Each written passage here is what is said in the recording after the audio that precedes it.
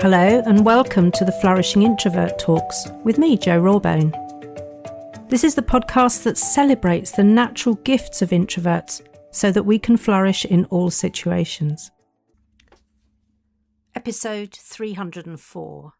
Solitude is sacred fuel. The publication date of this episode is not lost on me, as it's due to be live on December the 25th.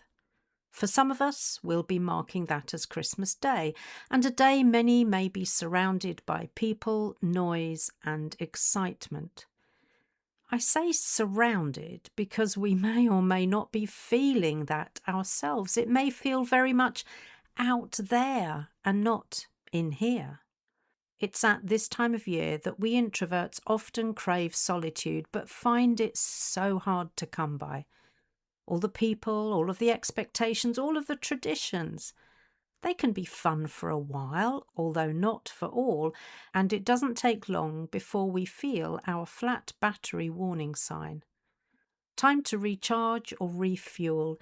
Easier to do if you're at home, blooming nightmare if you're visiting someone. I bet most of us have had criticism levelled at us about being boring loners, antisocial, even miserable. And that can make us feel guilty about needing our quiet, alone time. And I can understand why you might have felt those things in the past. After all, we live in a society that demands immediate responses, constant availability, and instant gratification. What those who throw criticism around like confetti don't realise is that our time on our own, or at least in companionable silence, is precious beyond measure. But given the bias so prevalent in our society, it can feel like a luxury we can ill afford, or a guilty secret we need to justify, or even a treat once everything else is taken care of. Talk about arse about face. This is the cultural conditioning we've been subjected to thanks to the increasingly evident extrovert bias.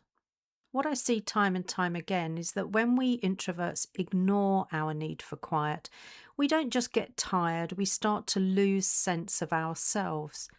Our patience wears dangerously thin, our thinking begins to get clouded, and we become less of who we know ourselves to be. In fact, I shared that with one of my team members around the same week when I was crafting this episode. That we are wired to need peace and quiet for our energetic and emotional replenishment is not a flaw.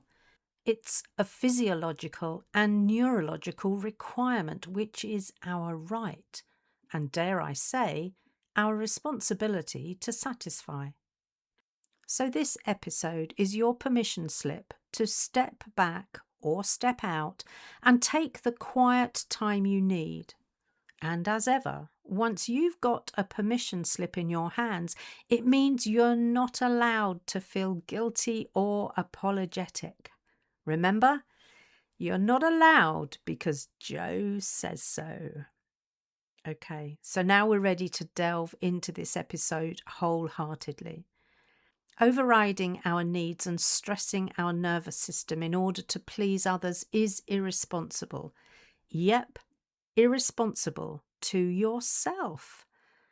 That word is often levied at us by someone who feels let down. Well, what about you letting yourself down? What about you not being there for you? How are you supposed to flourish when you compromise who you are? We might think we're doing the right thing, going with the pace others set, fitting in and keeping them happy. But my question is, are you happy?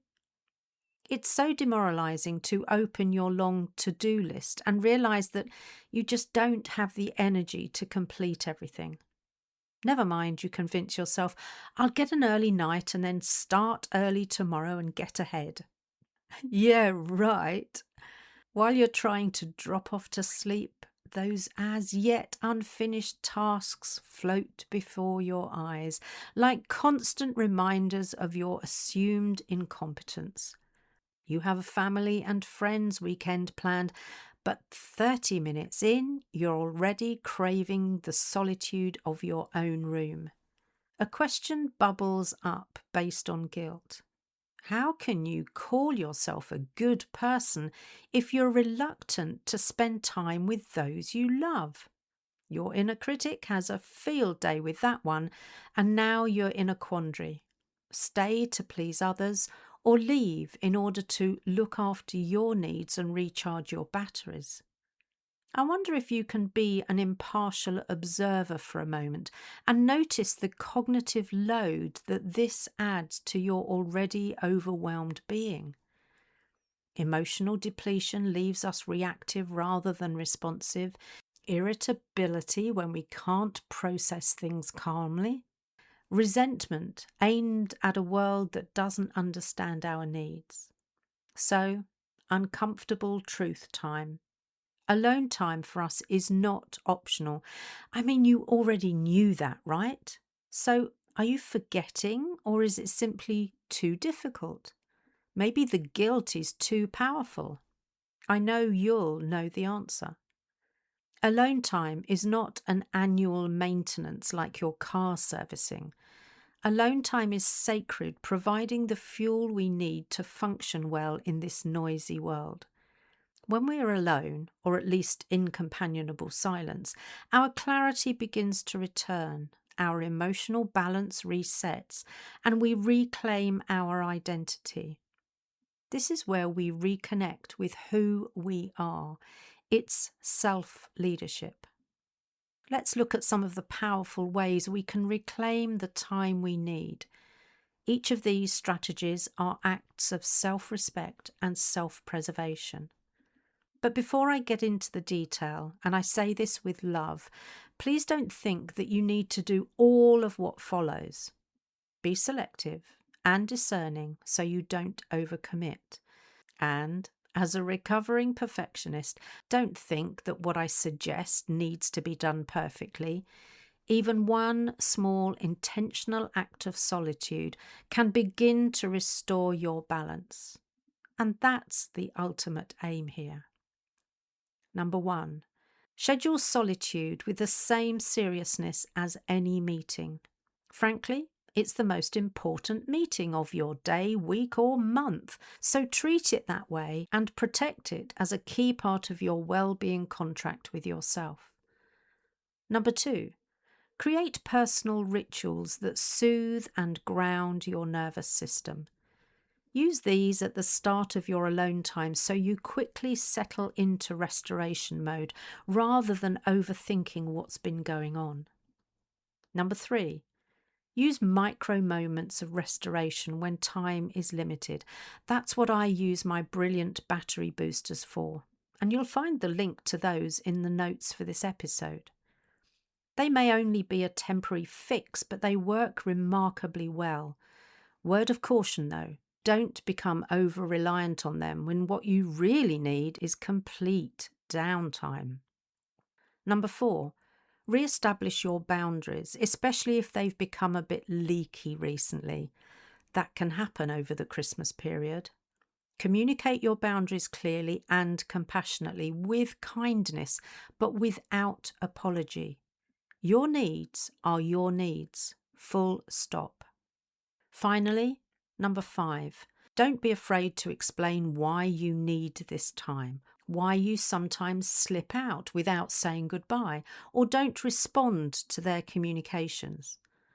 Some say you don't owe anyone an explanation, and whilst I kind of agree on one level, how will people understand us and our needs better if we don't help them?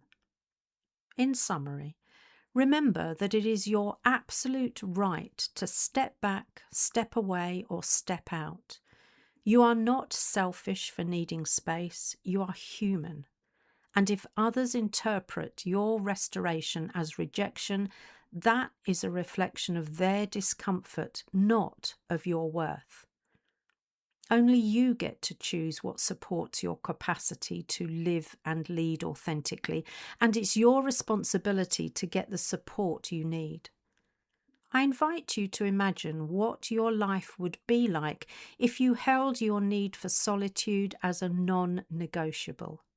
Sleep would become less elusive, mornings would be calmer, your thinking so much clearer, and your emotional regulation easier. All of this makes the decisions and choices you make more purposeful. And of course, it doesn't only affect you. Your relationships at work and with your loved ones will improve because you'll be showing up replenished and restored rather than stretched thin and as taut as a drum. So begin by blocking 20 minutes of uninterrupted solitude at least once this week, with no guilt attached. Only you know how much you need, so monitor the results and adjust accordingly. Happy solitude. If you enjoyed this episode as much as I did, then please subscribe, rate us and leave a comment, because we know that helps other people find the podcast. And if other people find us, other introverts can flourish. You are listening to an Intentional Media Production podcast.